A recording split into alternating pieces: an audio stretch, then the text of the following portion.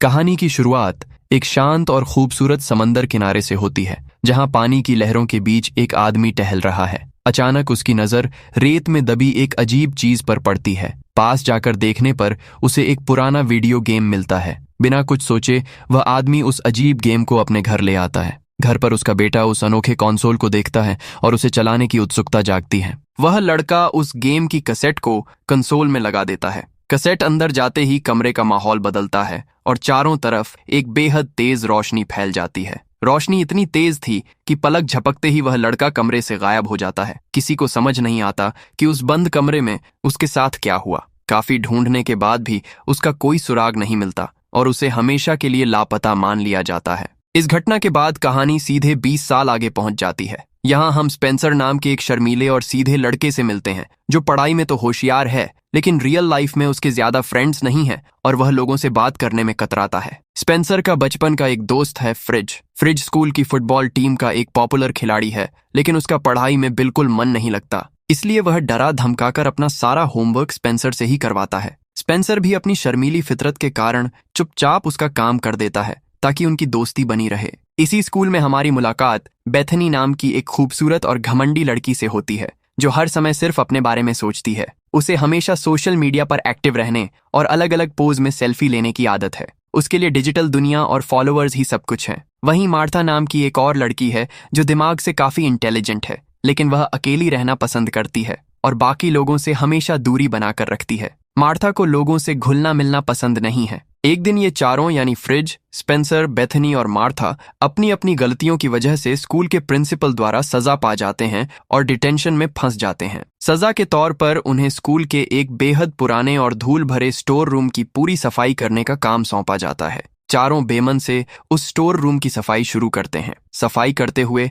अचानक स्पेंसर की नजर एक कोने में रखे एक पुराने वीडियो गेम पर पड़ती है। धूल साफ करने पर उन्हें पता चलता है कि उस गेम का नाम जुमांजी है। उस वीडियो गेम को देखकर चारों के मन में कौतूहल जागता है और टाइम पास के लिए वे उसे खेलने का मन बना लेते हैं। गेम ऑन करते ही स्क्रीन पर 4 अलग अलग कैरेक्टर चुनने का ऑप्शन आता है। वे बिना ज्यादा सोचे मजाक में अपने अपने कैरेक्टर चुन लेते हैं और स्टार्ट बटन दबा देते हैं। स्टार्ट दबाते ही उस पुराने गेम से एक अजीब और डरावनी आवाज आने लगती है। इससे पहले कि वे कुछ समझ पाते, गेम के अंदर से एक बेहद ताकतवर मैग्नेटिक फोर्स निकलती है, जो उन्हें अपनी तरफ खींचने लगती है। वह जादुई ताकत इतनी जबरदस्त थी कि वे चारों हवा में तैरते हुए सीधे उस वीडियो गेम के अंदर समा जाते हैं। अगले ही पल जब उनकी आंखें खुलती हैं तो वे स्कूल के उस स्टोर रूम में नहीं, बल्कि एक बेहद घने और खतरनाक जंगल के बीचों बीच होते हैं। लेकिन सबसे ज्यादा हैरान करने वाली बात यह थी कि वे अपने असली इंसानी शरीर में नहीं थे। उन्होंने गेम में जो एवेटार चुने थे, वे अब उन्हीं के शरीर में पूरी तरह बदल चुके थे। स्पेंसर खुद को देखकर हैरान रह जाता है।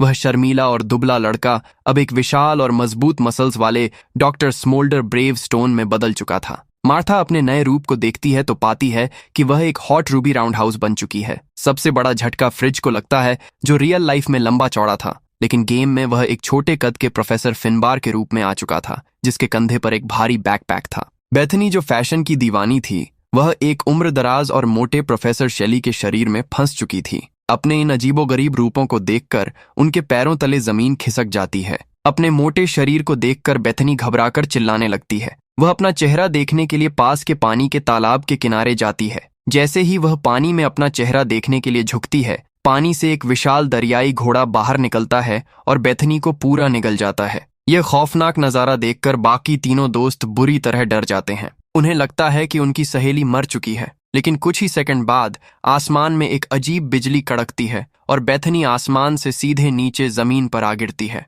वह पूरी तरह जिंदा और सुरक्षित होती है। बेथनी को जिंदा देखकर सब राहत की सांस लेते हैं। तभी उनका ध्यान अपनी कलाई पर पड़ता है, जहां 3 चमकती हुई लाइनों के टैटू बने थे।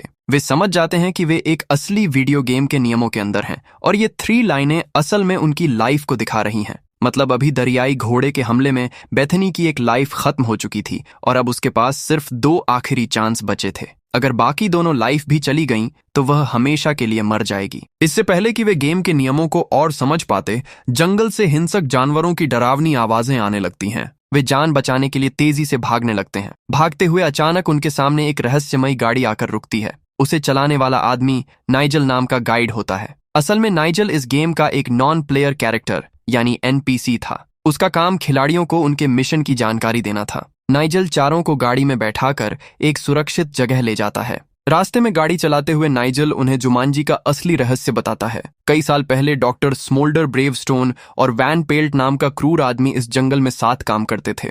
लालच में आकर वैन पेल्ट ने जंगल के बीच बनी जगवार की मूर्ति की आंख से एक जादुई जूअल चुरा लिया। उस जादुई रत्न में जुमांजी जंगल की असीमित शक्ति थी। रत्न निकलते ही पूरे जुमांजी पर एक भयानक श्राप फैल गया और जंगल के सारे जानवर वैन पेल्ट के काबू में आ गए। नाइजल बताता है कि इस श्राप को खत्म करने का सिर्फ एक तरीका है, डॉक्टर स्मोल्डर ब्रेवस्टोन और उनकी टीम को मिलकर वह जादुई रत्न वैन पेल्ट से बचाना होगा और उसे दोबारा जगवार की आंख में फिट करना होगा। अगर वे सफल हुए तो जुमांजी का श्राप टूट जाएगा और वे अपने असली घर लौट पाएंगे, लेकिन अगर मिशन फेल हुआ तो वे हमेशा के लिए इस गेम की दुनिया में फंसे रह जाएंगे। इसके बाद नाइजल वह जादुई रत्न डॉक्टर स्मोल्डर ब्रेवस्टोन को सौंप देता है। नाइजल गाड़ी से उतारते समय याद दिलाता है कि गेम खत्म करते समय और रत्न को उसकी जगह लगाते समय उन्हें एक साथ जुमांजी चिल्लाना होगा। जाते जाते वह एक खास मैप भी देता है। जब स्पेंसर, फ्रिज और मार्था उस मैप को देखते हैं तो वह उन्हें बिल्कुल खाली दिखाई देता है, लेकिन बेथनी कहती है कि उस पर सब कुछ साफ साफ लिखा है। तब उन्हें एहसास होता है कि बेथनी के कैरेक्टर में एक खास एबिलिटी है। वह उन गुप्त चीजों और नक्शों को पढ़ सकती है जो बाकी लोगों को नहीं दिखते। मैप से पता चलता है कि नक्शे का एक हिस्सा गायब है और वे इस समय पहाड़ियों के बीच फंसे हैं। इसी दौरान स्पेंसर गलती से अपने एवेटार की छाती को छू लेता है। हवा में एक चमकीला डिजिटल गेम पैनल खुल जाता है। उसमें कैरेक्टर की सारी ताकतें और कमजोरियां लिखी होती हैं। स्पेंसर के डॉक्टर स्मोल्डर ब्रेवस्टोन रूप के बारे में लिखा था कि वह बेहद ताकतवर, निडर और बहुत तेज है और उसकी कोई कमजोरी नहीं है। फ्रिज अपना गेम पैनल खोलता है तो पता चलता है कि उसका कैरेक्टर प्रोफेसर फिनबार जानवरों का विशेषज्ञ है, लेकिन उसकी सबसे बड़ी कमजोरी केक है। अगर उसने केक खा लिया तो उसकी जान जा सकती है। मार्था के गेम पैनल से पता चलता है कि वह एक बेहतरीन फाइटर है जिसे मार्शल आर्ट्स और कराटे आते हैं, लेकिन उसकी सबसे बड़ी कमजोरी पॉइजन यानी जहर और सांप है। आखिर में बेथनी की ताकत मैप पढ़ना और टीम को सही दिशा दिखाना थी। अब चारों को समझ आ चुका था कि उन्हें अपनी ताकतों के सहारे ही इस मिशन को पूरा करना होगा, क्योंकि जुमांजी को बचाने और घर लौटने का यही एक रास्ता था। तभी अचानक चारों तरफ से गाड़ियों की तेज आवाजें आती हैं। वैन पेल्ट के बाइक राइडर्स उन पर जानलेवा हमला कर देते हैं। चारों दोस्त जान बचाने के लिए घने जंगल की तरफ भागते हैं। भागते हुए एक हमलावर बेथनी को गोली मारने के लिए आगे बढ़ता है। तभी मार्था अपनी फाइटिंग स्किल्स का इस्तेमाल कर उसे लात मारकर नीचे गिरा देती है। फ्रिज अपने भारी बैकपैक की वजह से तेज नहीं दौड़ पाता। उसे पीछे छूटता देख ब्रेवस्टोन अपनी ताकत का इस्तेमाल कर फ्रिज को अपने कंधों पर उठा लेता है और तेजी से भागने लगता है। तभी फ्रिज के बैग से एक बूमरैंग निकलता है। ब्रेवस्टोन उसे दुश्मनों की तरफ फेंकता है, जिससे कई बाइक राइडर्स रास्ते से हट जाते हैं। दुश्मनों से बचते हुए वे एक विशाल झरने के सामने पहुंचते हैं। पीछे दुश्मन थे और आगे हजारों फीट गहरी खाई। बिना डरे चारों एक साथ उस गहरे झरने में कूद जाते हैं। पानी में पहुंचने पर मार्था को महसूस होता है कि कूदने से पहले उसे एक गोली लग चुकी थी। उसका शरीर धुएं में बदल जाता है और उसकी एक जान चली जाती है। कुछ ही सेकंड बाद वह आसमान से वापस पानी में गिरकर दोबारा जिंदा हो जाती है। अब मार्था की भी एक लाइफ कम हो चुकी थी। झरने से बाहर निकलकर वे मैप देखते हैं। पता चलता है कि अगला क्लू पास के एक बाजार में मिलेगा। चारों उसी दिशा में बढ़ने लगते हैं। रास्ते में फ्रिज और स्पेंसर के बीच पुरानी बातों पर बहस शुरू हो जाती है। फ्रिज गुस्से में कहता है कि यह मुसीबत सिर्फ स्पेंसर की वजह से है, क्योंकि उसी ने गेम शुरू किया था। स्पेंसर जवाब देता है कि सभी ने अपनी मर्जी से कैरेक्टर चुने थे। तनाव इतना बढ़ जाता है कि फ्रिज अपना आपा खो देता है और स्पेंसर को जोरदार धक्का दे देता है। स्पेंसर सीधे गहरी खाई में गिर जाता है और उसकी एक लाइफ खत्म हो जाती है। कुछ देर बाद वह दोबारा जिंदा होकर गेम में वापस आ जाता है।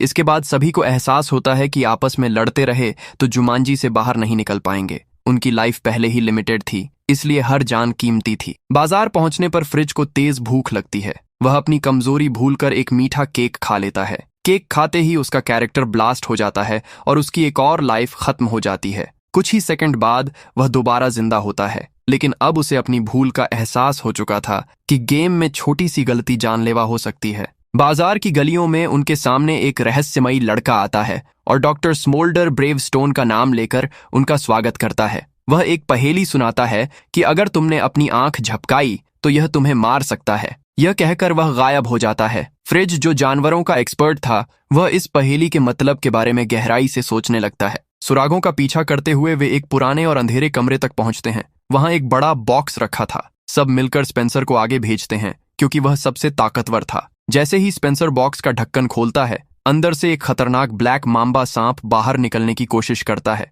डर के मारे स्पेंसर बॉक्स बंद कर देता है। फ्रिज बताता है कि यह दुनिया का सबसे जहरीला सांप है। इनाम तभी मिल सकता था जब कोई उस सांप का ध्यान भटकाए। बेथनी हिम्मत करके आगे जाती है, लेकिन सांप को पास देखकर उसकी चीख निकल जाती है। सांप मार्था पर हमला करने बढ़ता है। तभी स्पेंसर फुर्ती से सांप की गर्दन पकड़ लेता है और फ्रिज एक औजार से उसके जहरीले दांत निकाल देता है। खतरा टलते ही वे बॉक्स से एक हाथी की मूर्ति और एक पर्ची निकालते हैं जिस पर लिखा था कि जब भी बड़ा हाथी दिखे तो चढ़ाई शुरू कर देना। लेकिन यह सुराग अधूरा लगता है। तभी वहां वैन पेल्ट के आदमी पहुंच जाते हैं और हमला कर देते हैं। ब्रेवस्टोन अपनी ताकत दिखाता है और कई दुश्मनों को हरा देता है। इसी बीच खुद वैन पेल्ट वहां आता है और अपना जादुई रत्न वापस मांगता है। तभी एक रहस्यमय व्यक्ति धुएं वाले बम का इस्तेमाल कर उन्हें बचाता है और वहां से निकाल ले जाता है। बाद में पता चलता है कि यह निक जोनास का किरदार है, जो असल में वही एलेक्स था जो 20 साल पहले गेम में गायब हुआ था। एलेक्स उन्हें जंगल की एक गुप्त गुफा में ले जाता है। वहां खतरनाक ब्लेड्स और मगरमच्छों वाली खाई पार करके वे गुफा के बाहर जंगल में पहुंचते हैं। एलेक्स बताता है कि वह सालों से इस गेम में अकेला फंसा है और उसके पास सिर्फ एक आखिरी लाइफ बची है। तभी टीम को एहसास होता है कि मैप का गायब चौथा हिस्सा कोई और नहीं बल्कि खुद एलेक्स था। एलेक्स उन्हें एलन पैरिश के पुराने घर ले जाता है जहां वह रह रहा था। वह बताता है कि अगला लेवल ट्रांसपोर्टेशन शेड है जहां से पहाड़ों की तरफ बढ़ना है। वहां पहुंचने पर देखते हैं कि खतरनाक गार्ड्स सुरक्षा कर रहे हैं। टीम योजना बनाती है कि कोई गार्ड्स का ध्यान भटकाएगा। इस काम के लिए मार्था को चुना जाता है और बेथनी उसे मजेदार ट्रेनिंग देती है। बातचीत में एलेक्स 90 के दशक की अभिनेत्री का नाम लेता है। पूछने पर वह बताता है कि अभी 1996 चल रहा है। यह सुनकर सब हैरान रह जाते हैं क्योंकि एलेक्स सच में 20 सालों से फंसा हुआ था। उधर मार्था गार्ड्स का ध्यान भटकाने जाती है। म्यूजिक बजते ही वह अपनी मार्शल आर्ट्स स्किल्स दिखाती है और अकेले ही गार्ड्स को हवा में उड़ा देती है। इस बीच बाकी लोग शेड के अंदर से एक पुराना हेलीकॉप्टर निकाल लेते हैं।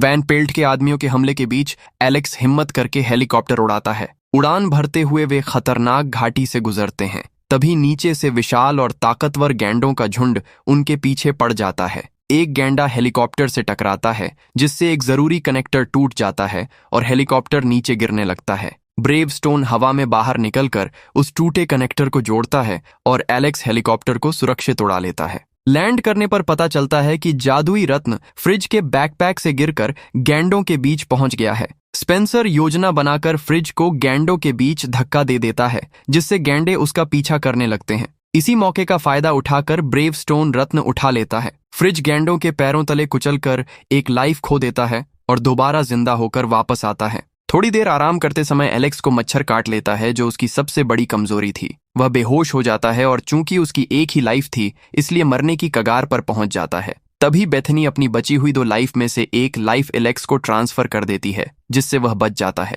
आखिरकार पांचों दोस्त जगुआर की विशाल मूर्ति तक पहुंच जाते हैं। ब्रेवस्टोन आगे बढ़ता है तो खतरनाक जगुआर हमला कर देते हैं और उसकी एक लाइफ खत्म हो जाती है। दोबारा जिंदा होकर वह टीम के साथ नई योजना बनाता है। तभी वैन पेल्ट अपनी पूरी सेना के साथ वहां आ धमकता है। बाइक राइडर्स हमला करते हैं लेकिन स्पेंसर कई दुश्मनों को गड्ढे में गिरा देता है। फ्रिज एक विशाल हाथी से बात करके उस पर सवार हो जाता है। वैन पेल्ट बेथनी को बंधक बना लेता है। तभी फ्रिज हाथी पर आकर दुश्मनों को कुचल देता है। इसी बीच रत्न दूर सांपों से भरे गड्ढे में गिर जाता है। मार्था रत्न लाने जाती है लेकिन वहां सांप और वैन पेल्ट दोनों होते हैं। मार्था रिस्क लेकर जानबूझकर सांप से कटवा लेती है और उसकी एक लाइफ खत्म हो जाती है। जब वह दोबारा गेम में आती है तो सीधा रत्न के पास प्रकट होती है। उधर स्पेंसर पहाड़ की चोटी पर पहुंच चुका होता है। मार्था रत्न स्पेंसर की तरफ फेंकती है। स्पेंसर छलांग लगाकर रत्न को जगुआर की आंख में फिट कर देता है लेकिन कुछ नहीं होता। तभी उन्हें याद आता है कि गेम खत्म करने के लिए जुमांजी चिल्लाना होगा। पांचों एक साथ जोर से जुमांजी चिल्लाते हैं।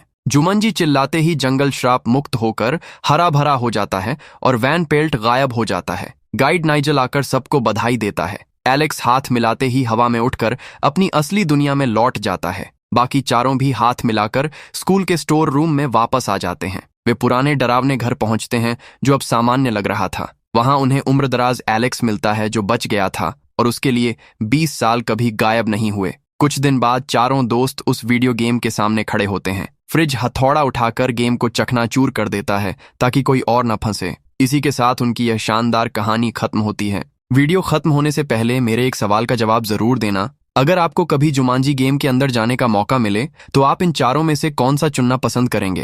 ताकतवर doctor brave stone, martial arts fighter Ruby, जानवरों के एक्सपर्ट फिनबार या फिर मैप रीडर शेली? अपना जवाब मुझे नीचे कमेंट्स में लिखकर जरूर बताएं। चैनल को सब्सक्राइब करके बेल आइकॉन दबाना बिल्कुल न भूलें। मिलते हैं आपसे अगली वीडियो में एक नई कहानी के साथ। तब तक के लिए अपना ख्याल रखें।